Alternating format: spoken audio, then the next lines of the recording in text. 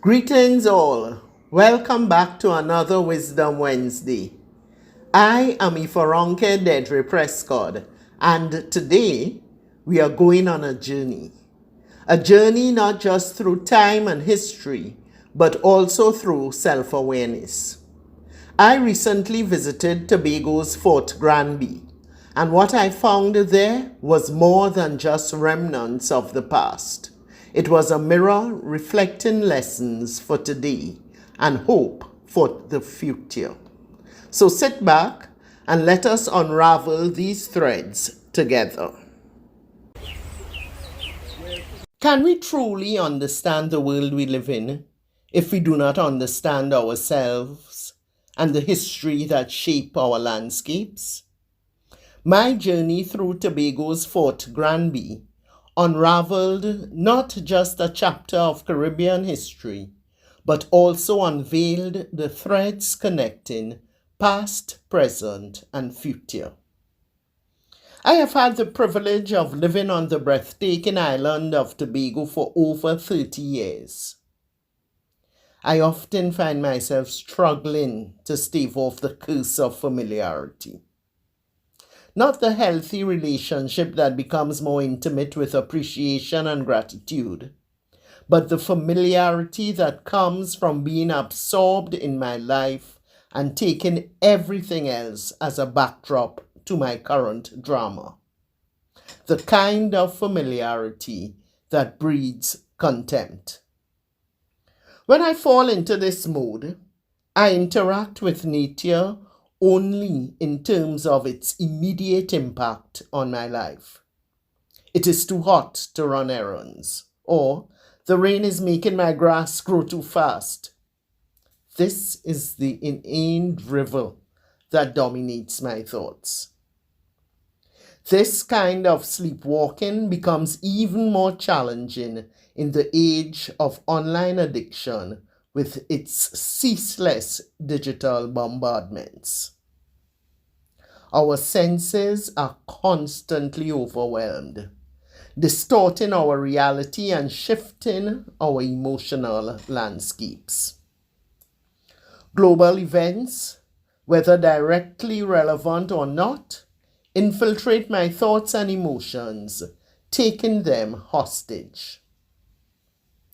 I am determined to minimize this influence.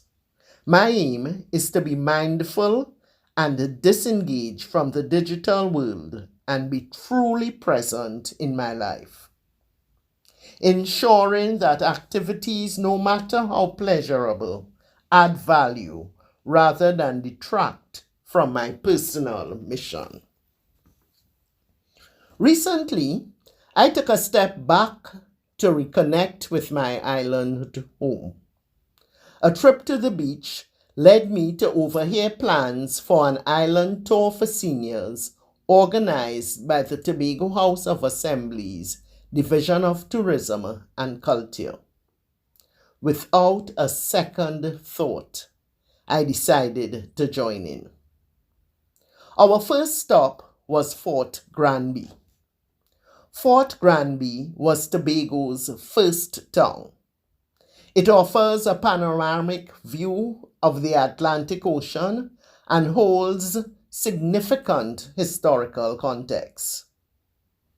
Built by the French in the late 18th century, the fort has changed hands multiple times: French, British, and briefly Dutch. Today, the fort is visited for its breathtaking views, historical significance, and the relaxing environment covered by the shade of large trees. It serves both as a tourist attraction and a place of historical remembrance. There is one tombstone at the fort, that of James Clark, who died in 1772. I found myself pondering, who might he be? A soldier, an officer, a plantation owner? For his final resting place at such a strategic location, hinted at his significance. This man, though, was definitely not a native to the land. But I quickly realized that neither were the Africans, nor any of the nationalities that settled here for whatever reason. This thought caused me to reflect on the brief nature of life and the repetition of human experience across eras, and took me back to the past. Before the arrival of Europeans and the subsequent transatlantic slave trade, Tobago was originally inhabited by indigenous peoples. The primary groups were the Arawaks and the Caribs. The Arawaks, we are told, were a peace-loving people and here first. They were then dominated and subjugated by the warlike seafarers, the Caribs, who came in from the Lesser Antilles.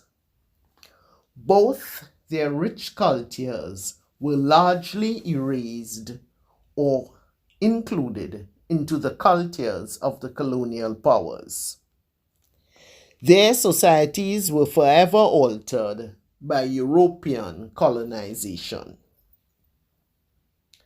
I wondered if this information was meaningless, all in the past with no relevance. But no, history is far from irrelevant. History teaches us about power dynamics that persist to this day.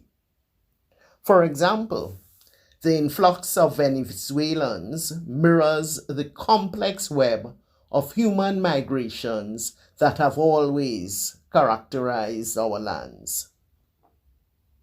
The destabilizing impacts of such migration patterns are reshaping communities even on our serene island. What might Tobago look like 400 years from now? In this complex world, the answer lies partially in our agency over our own lives. Our island's forts became obsolete when the oppressors overnight became benevolent guardians. But we are the custodians of our personal forts, fortified by acquired wisdom, compassion, and critical self-awareness. Can we rise above external influences to maintain our balance? Does our environment and what goes on in our mental and emotional aspects determine our moods and attitudes? Or are we ensuring that we keep our defenses up, understanding the true picture of any given situation? The beliefs and practices of the indigenous peoples of Tobago are long usurped, but could offer intriguing perspectives on the interconnectedness of life, land, and the unseen forces that guide change. The highs and lows of our emotions when triggered by things outside our control can make us victims. What do you do when invasion threatens, be it mental, emotional, spiritual, or your physical surroundings? Curl up and experience a slow death? Or wise up and do all in your power to draw on your mental acumen and the brand of spirituality you subscribe to? Being able to dictate and follow through on personal decisions is the strongest asset one can build. In our quest for wisdom, it is crucial that we do not forsake the teachings of yesteryear, the collective stories that shaped us, and the spiritual foundations that sustain us. The tombstones and the runes are not mere relics, but concrete lessons in resilience, adaptability, and most crucially, our shared humanity. Let us understand, preserve, and be guided by lessons of the past as we navigate the complex tapestry of today's ever-changing world.